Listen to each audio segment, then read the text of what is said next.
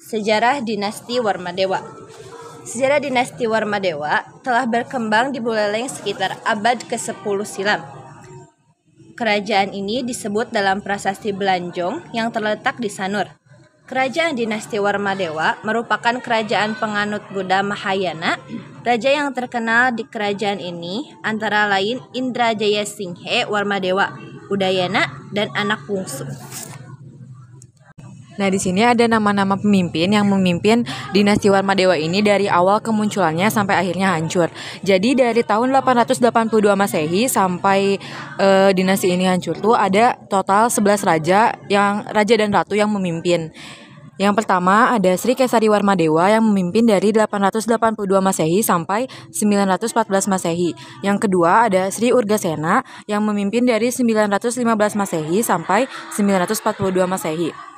Yang ketiga, ada Sri Tabanendra Warmadewa yang memimpin dari 943 Masehi sampai 961 Masehi. Yang keempat, ada Chandra Bayasiga Warmadewa yang memimpin dari 961 Masehi sampai 975 Masehi.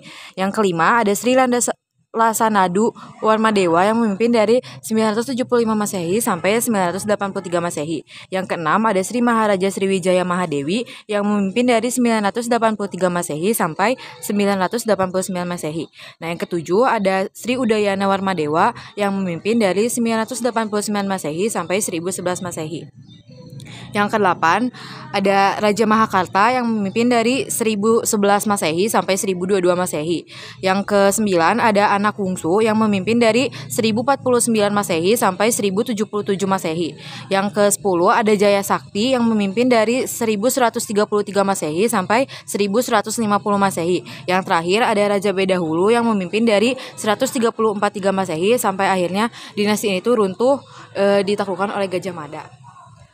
Nah, di sini ada peninggalannya. Yang pertama ada Prasasti Belanjong. Peninggalan sejarah dinasti Warmadewa, Prasasti Belanjong berada di Pura Belanjong yang ada di wilayah Banjar Belanjong, Desa Sanurkau, dan Pasar Selatan, Bali. Prasasti terbuat dari bahan batu padas yang disebut dengan sila prasasti. Bentuk prasasti ini adalah tiang batu atau berwujud bunga teratai. Yang kedua ada Prasasti Panglapuan. Peninggalan prasasti ini mengisahkan para penguasa yang memimpin kerajaan dan pernah berkuasa pada masa itu, seperti Udayana, Jayapangus, Jayasaktu, dan anak bungsu. Yang ketiga, ada Pura Puncak Penulisan. Peninggalan sejarah dinasti Warmadewa, Pura Puncak Penulisan merupakan sebuah pura yang berdiri di atas ketinggian sekitar 1745 mdpl. Pura ini dikenal juga dengan nama Pura Tege Koripan. Pura Puncak Penulisan merupakan salah satu pura tertua dan menyimpan banyak sejarah mengenai kerajaan Bali. Yang keempat, ada Candi di Gunung Kawi. Peninggalan sejarah dinasti Warmadewa, Candi di Gunung Kawi berada di Sungai Pakerisan, Kabupaten Gianyar, Desa Tampak Siring, Dusun Penaka, Bali. Candi ini merupakan sebuah candi yang diukir di sebuah tebing batu padas. Yang kelima ada Candi Wasan. Peninggalan sejarah dinasti Warmadewa, Candi Wasan berada di Sukawati, Gianyar, Bali. Konon, pada mulanya ini digunakan untuk tempat pemujaan oleh masyarakat. Candi Wasan diperkirakan dibangun sejak abad ke-15. Yang keenam ada Pura Agung Besaki. Pura Agung Besaki adalah komplek pura yang diberikan nama Agung Besaki. Pura ini berada di Desa Besaki, Kecamatan Rendang, Karangasem, Bali. Hingga saat ini, pura ini masih digunakan untuk tempat pemujaan. Yang terakhir ada Candi Penengil Dharma. Candi Penengil Dharma terletak di Desa Kabutambahan, Buleleng, Bali.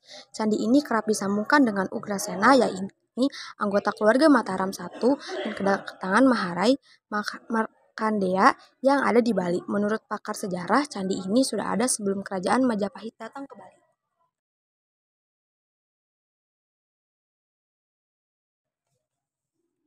Kemudian ada perkembangan dinasti Marwadewa.